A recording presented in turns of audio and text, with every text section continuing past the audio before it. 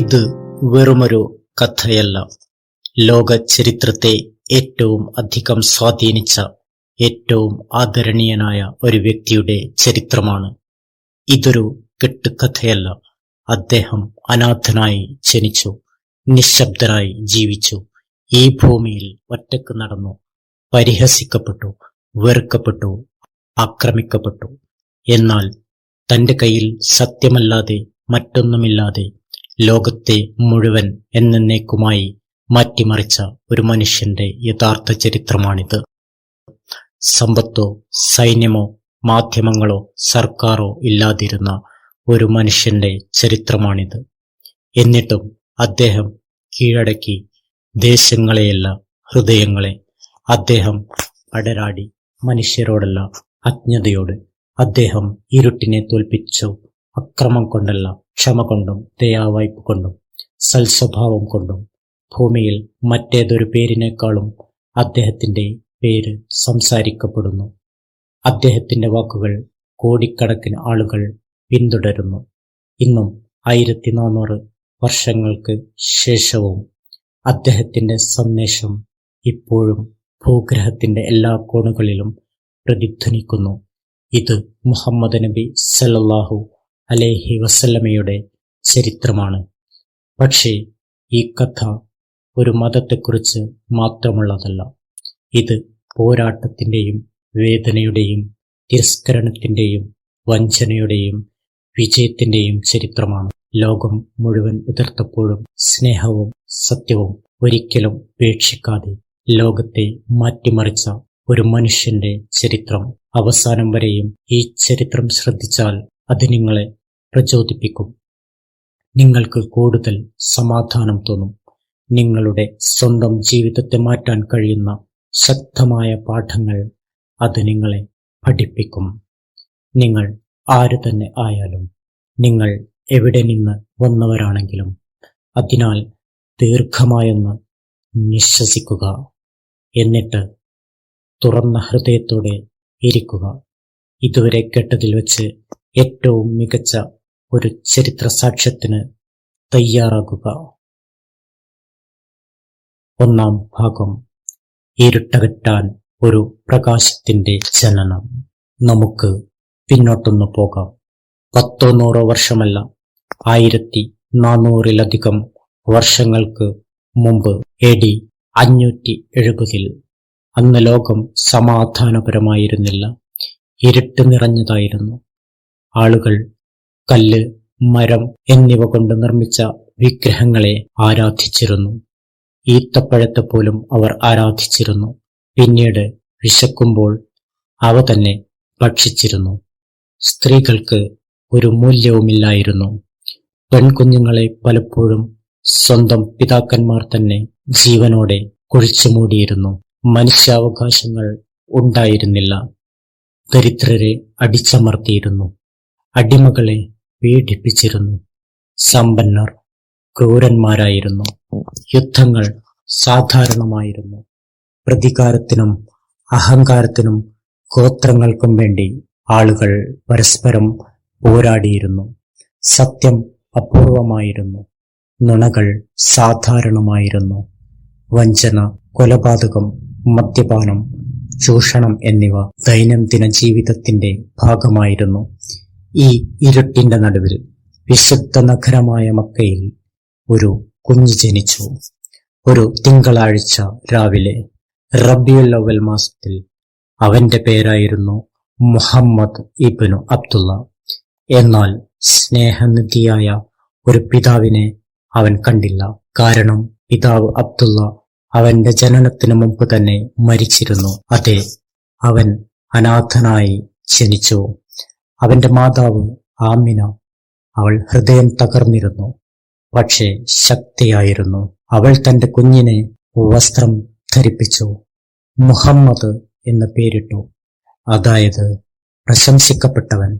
ചുറ്റുമുള്ള ആളുകൾ ചോദിച്ചു, എന്തുകൊണ്ട് അവന് അവന്റെ പിതാവിന്റെ പേര് നൽകിക്കൂടാ? അവൾ മറുപടി പറഞ്ഞു, ഭൂമിയിലുള്ള ആളുകൾ മാത്രമല്ല, സ്വർഗത്തിലുള്ളവരും അവനെ പ്രശംസിക്കണമെന്ന് ഞാൻ ആഗ്രഹിക്കുന്നു. ആ ഒരു വാചകം ഒരു പ്രവചനമായി മാറുകയായിരുന്നു. ആദ്യത്തെ കുറച്ചു വർഷങ്ങൾ മരുഭൂമിയിൽ ഹലീമ എന്ന ദയാലുവായ സ്ത്രീയാണ് കുഞ്ഞു മുഹമ്മദിനെ വളർത്തുന്നത്. ശുദ്ധമായ മരുഭൂമിയിൽ ജീവിച്ച് ശക്തിയും ഭാഷയും ആരോഗ്യവും വളർത്തപ്പെടാൻ കുഞ്ഞുങ്ങളെ മൂല്യം നിശ്ചയിച്ച് വിട്ടുകൊടുക്കൽ അറബ് സംസ്കാരത്തിൽ ഒരു പാരമ്പര്യമായിരുന്നു. മുഹമ്മദ് തന്റെ വീട്ടിലേക്ക് വന്നപ്പോൾ ഹലീമയുടെ ജീവിതം എന്നേക്കുമായി മാറി. അവളുടെ ആടുകൾ അകിടുകൾ നിറഞ്ഞു. അവളുടെ മൃഗങ്ങൾ കൂടുതൽ പുഷ്ടിപ്പെട്ടു. അവളുടെ വീട് അനുഗ്രഹിക്കപ്പെട്ടതായി തോന്നി. പിന്നീടൊരിക്കൽ ഹലീമ പറഞ്ഞു, ഈ കുട്ടിയിൽ നിന്ന് ഞങ്ങൾക്ക് ലഭിച്ചതുപോലുള്ള അനുഗ്രഹങ്ങൾ ഞങ്ങൾക്ക് മുമ്പൊരിക്കലും ലഭിച്ചിട്ടില്ല. നിശ്ചയിക്കപ്പെട്ട 2 വർഷങ്ങൾക്ക് ശേഷം അവൻ മാതാവ് ആമിനയുടെ അടുത്തേക്ക് മടങ്ങി. ഒരിക്കൽ അവന് വെറും 6 വയസ്സുള്ളപ്പോൾ മാതാവ് അവനെ പിതാവിന്റെ ഖബർ സന്ദർശിക്കാൻ ഒരു യാത്രയിൽ കൊണ്ടുപോയി. തിരിച്ചു വരുന്ന വഴിയിൽ അവൾ രോഗബാധിതയായി. അബവ എന്ന ഗ്രാമത്തിൽ വെച്ച് വീട്ടിൽ നിന്ന് വളരെ അകലെ മരണപ്പെടുന്നു. കുഞ്ഞായ മുഹമ്മദ് ലോകത്തിൽ പൂർണ്ണമായും ഒറ്റപ്പെട്ടു. ഇപ്പോൾ അവന് 6 വയസ്സ് മാത്രം. പിതാവില്ല, ഹൃദയവേദന മാത്രം, നിശബ്ദത മാത്രം. പക്ഷേ അവൻ പരാതിപ്പെട്ടില്ല. അവൻ ലോകത്തോട് കരഞ്ഞില്ല. ഒരു കുഞ്ഞും വഹിക്കാൻ പാടില്ലാത്ത ഒരു സങ്കടം വഹിച്ചുകൊണ്ട് അവൻ മാന്യതയോടെ നിശബ്ദനായി നടന്നു. മാതാവിന്റെ മരണശേഷം മുഹമ്മദിനെ മുത്തച്ഛനായ മക്കയിലെ ആദരണീയനായ നേതാവ് അബ്ദുൽ മുത്തലിബ് ഏറ്റെടുത്തു.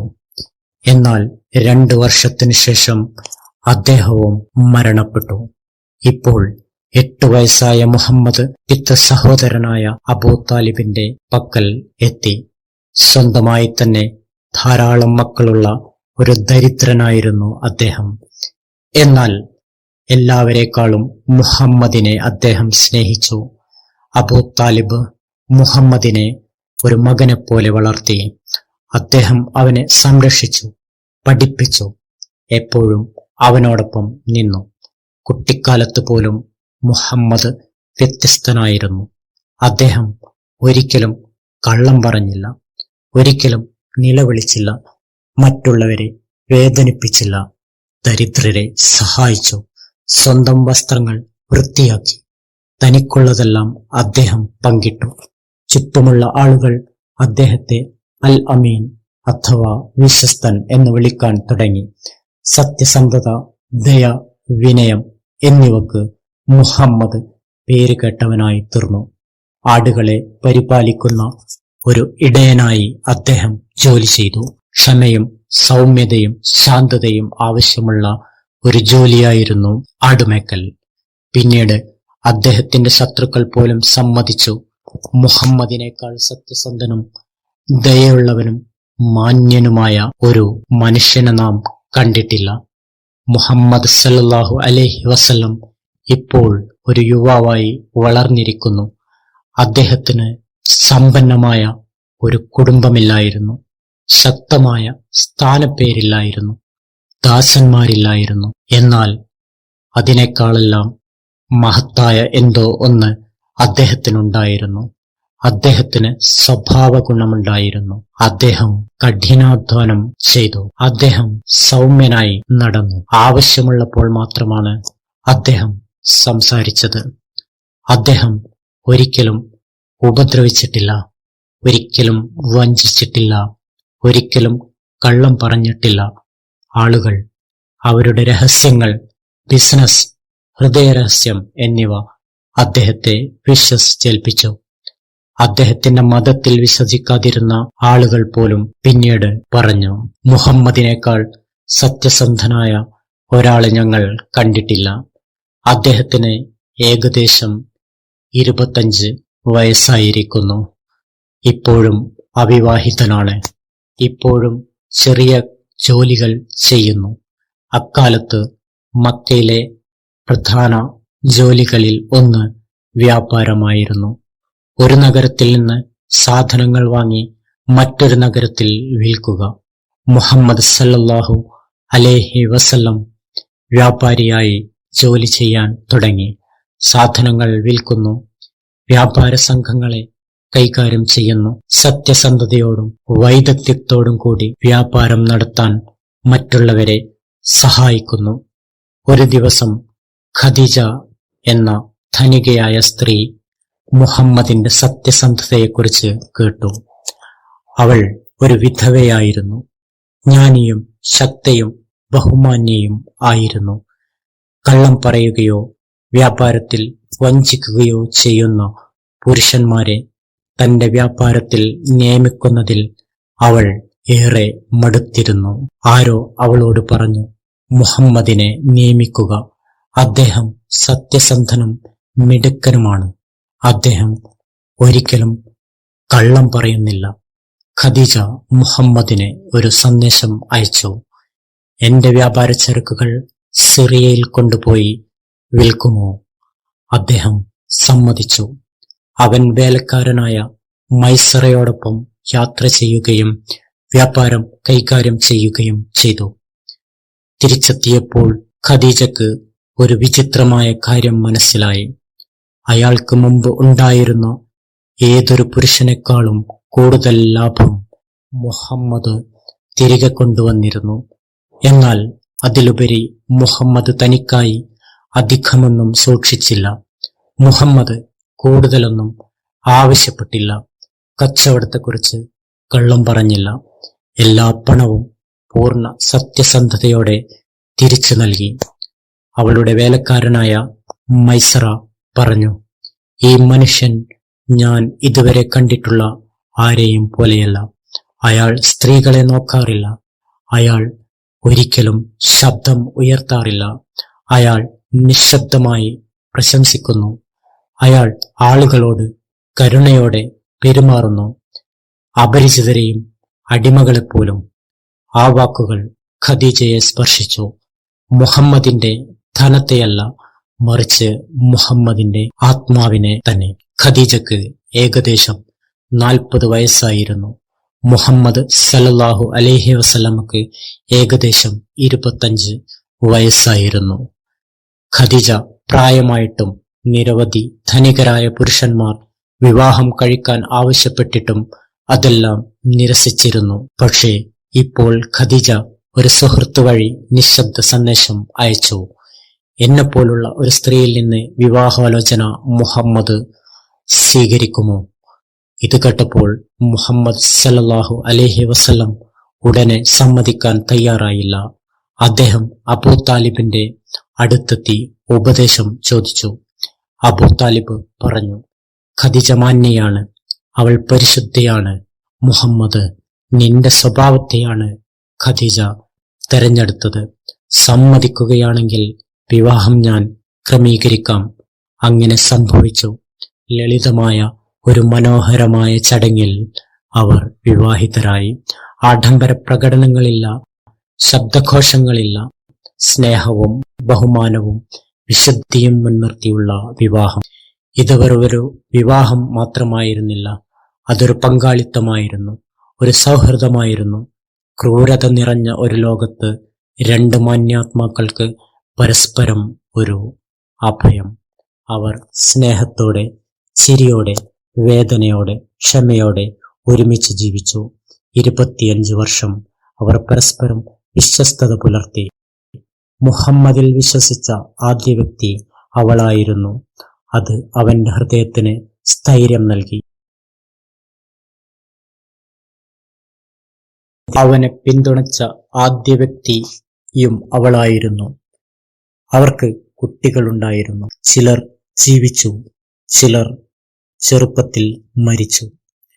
അവരുടെ മകൻ ഖാസിം കുട്ടിക്കാലത്ത് മരിച്ചു. ഫാത്തിമ ഉൾപ്പെടെയുള്ള അവരുടെ പെൺമക്കൾ അതിജീവിച്ചു. ഖദീജ ജീവിച്ചിരിക്കുമ്പോൾ മുഹമ്മദ് സല്ലല്ലാഹു അലൈഹി വസല്ലം മറ്റൊരു സ്ത്രീയെ വിവാഹം കഴിച്ചില്ല, ഒരിക്കൽ പോലും. അക്കാലത്ത് ഇത് അപൂർവമായിരുന്നു. പക്ഷേ അത് അവർ തമ്മിലുണ്ടായിരുന്ന ആഴമായ സ്നേഹവും വിശ്വസ്തതയും കാണിക്കുന്നു.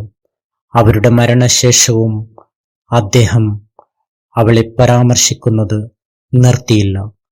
മറ്റാരും വിശ്വസിച്ചിട്ടില്ലാതിരുന്നപ്പോൾ അവൾ എന്നെ വിശ്വസിച്ചു. ഇതാണ് യഥാർത്ഥ സ്നേഹം. ഇപ്പോൾ മുഹമ്മദ് സല്ലല്ലാഹു അലൈഹി വസല്ലം 30കളുടെ അവസാനത്തിലെത്തിയിരിക്കുന്നു. അദ്ദേഹം മക്കയിൽ ശാന്തമായി ജീവിച്ചു. അപ്പോഴും അൽ അമീൻ എന്നറിയപ്പെടുന്നു. ചുറ്റുമുള്ള ലോകം കൂടുതൽ വഷളായിക്കൊണ്ടിരുന്നു. ആളുകൾ കല്ലും സ്വർണവും കൊണ്ട് നിർമ്മിച്ച വിഗ്രഹങ്ങളെ ആരാധിച്ചുകൊണ്ടിരുന്നു. അവർ കഅബയെ വലം വച്ചു. പക്ഷേ ദൈവത്തിനു വേണ്ടിയല്ല, അഭിമാനത്തിനും ഗോത്രമഹിമക്കും വേണ്ടി മാത്രം. അടിമകളെ ഉപദ്രവിച്ചുകൊണ്ടിരുന്നു. പെൺകുട്ടികളെ ജീവനോടെ കുഴിച്ചുമൂടിയിരുന്നു. ദരിദ്രർ പട്ടിണിയിലായിരുന്നു. സമ്പന്നർ ആഘോഷരാവുകളിൽ ആറാടുകയായിരുന്നു. നീതിയില്ല, കരുണയില്ല, സത്യമില്ല. മുഹമ്മദ് സല്ലല്ലാഹു അലൈഹി വസല്ലം ഉള്ളിൽ ആഴത്തിലുള്ള വേദന അനുഭവിച്ചിരുന്നു. നൂർ പർവ്വതത്തിലെ ഹിറ എന്ന ചെറിയ ഗുഹയിലേക്ക് അദ്ദേഹം ഒറ്റക്ക് നടക്കുമായിരുന്നു. നഗരത്തിനു പുറത്ത് മണിക്കൂറുകളോളം അദ്ദേഹം അവിടെ ഇരിക്കുമായിരുന്നു. ചിലപ്പോൾ ദിവസങ്ങളോളം. എല്ലാം സൃഷ്ടിച്ചവനെപ്പറ്റി ചിന്തിക്കുന്നു, കരയുന്നു, പ്രാർത്ഥിക്കുന്നു, ചോദിക്കുന്നു, സത്യമെവിടെ? അവന് ഒരു ഗുരുനാഥനും ഉണ്ടായിരുന്നില്ല. പുസ്തകങ്ങളില്ല, പുരോഹിതനുമില്ല. പക്ഷേ ശുദ്ധമായ ഒരു ഹൃദയവും ഒരിക്കലും തിന്മയെ അംഗീകരിക്കാത്ത മനസ്സും ഉണ്ടായിരുന്നു. ഒരിക്കൽ അത് സംഭവിച്ചു. ചരിത്രത്തെ എന്നേക്കുമായി മാറ്റിമറിക്കുന്ന ഒന്ന്, ആരും പ്രതീക്ഷിക്കാത്ത ഒന്ന്. അദ്ദേഹത്തിന് ഇപ്പോൾ 40 വയസ്സായി. അദ്ദേഹം വീണ്ടും ഹിറ ഗുഹയിലേക്ക് പോയി. ഒറ്റക്ക്, നിശബ്ദമായിരുന്നു, ഇരുട്ടായിരുന്നു, ആഴത്തിലുള്ള ചിന്തയിലായിരുന്നു. പെട്ടെന്ന് ഒരു ശോഭയുള്ള വെളിച്ചം കണ്ടു. ഒരു ശബ്ദം കേട്ടു. ആ ശബ്ദം പറയുന്നു, നീ വായിക്കുക. മുഹമ്മദ് ഭയപ്പെട്ടു. അദ്ദേഹം മറുപടി പറഞ്ഞു, എനിക്ക് വായിക്കാൻ കഴിയില്ല. വീണ്ടും ശബ്ദം പറയുന്നു, നീ വായിക്കുക. അദ്ദേഹം ആവർത്തിച്ചു, എനിക്ക് വായിക്കാൻ കഴിയില്ല. 3-ാം തവണ ആ ശബ്ദം പറഞ്ഞു, നീ വായിക്കുക, സൃഷ്ടിച്ച നിന്റെ നാഥന്റെ നാമത്തിൽ. അത് ജിബ്രീൽ മാലാഖയായിരുന്നു. അദ്ദേഹത്തിന് മുമ്പുള്ള മറ്റ് പ്രവാചകന്മാരുടെ അടുത്തേക്ക് വന്ന അതേ മാലാഖ. അത് ഏതൊരു മനുഷ്യനും നൽകിയിട്ടുള്ളതിൽ വെച്ച് ഏറ്റവും വലിയ ഒരു ദൗത്യത്തിന്റെ തുടക്കമായിരുന്നു.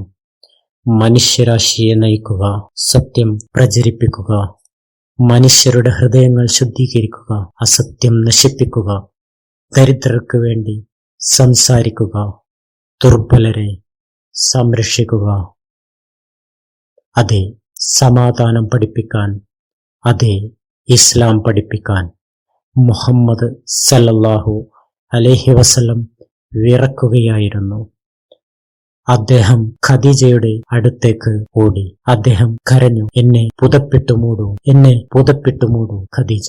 മുഹമ്മദ് അവളോട് എല്ലാം പറഞ്ഞു. അവൾ ചിരിച്ചുവോ, അവൾ കരഞ്ഞുവോ അറിയില്ല. ഖദീജ മുഹമ്മദിനെ ചേർത്ത് പിടിച്ചു. അവൾ പറഞ്ഞു, അല്ലാഹുവാണ് സത്യം, അവൻ നിന്നെ ഒരിക്കലും അപമാനിക്കുകയില്ല. നീ ദരിദ്രരെ പരിപാലിക്കുന്നു, നീ ആശ്രിതരെ സഹായിക്കുന്നു, നീ സത്യം പറയുന്നു, നീ മറ്റുള്ളവരുടെ ഭാരങ്ങൾ വഹിക്കുന്നു. അല്ലാഹു നിന്നെ ഒരിക്കലും ഉപേക്ഷിക്കുകയില്ല. ഇത് പ്രവാചകൻ മുഹമ്മദ് സല്ലല്ലാഹു അലൈഹി വസല്ലമയുടെ ആദ്യ ദിവസമായിരുന്നു. പക്ഷേ ലോകം മുഹമ്മദിനെ എളുപ്പത്തിൽ സ്വാഗതം ചെയ്തില്ല. വരാനിരിക്കുന്നത് ഏതൊരു മനുഷ്യനും നേരിടാനാവാത്ത ഏറ്റവും കഠിനമായ പരീക്ഷണമായിരുന്നു. സുഹൃത്തുക്കൾ നഷ്ടപ്പെടും, ആക്രമിക്കപ്പെടും, ബഹിഷ്കരിക്കപ്പെടും, പരിഹസിക്കപ്പെടും, വീണ്ടും വീണ്ടും വേദനിക്കപ്പെടും. പക്ഷേ മുഹമ്മദിന് ഇനിയൊരിക്കലും ഉപേക്ഷിക്കുവാൻ കഴിയുമായിരുന്നില്ല. കാരണം ഇപ്പോൾ അവൻ അനാഥനായ മുഹമ്മദ് മാത്രമല്ല, അവൻ അല്ലാഹുവിന്റെ ദൂതനായ മുഹമ്മദ് ആയിരിക്കുന്നു സല്ലല്ലാഹു അലൈഹി വസല്ലം.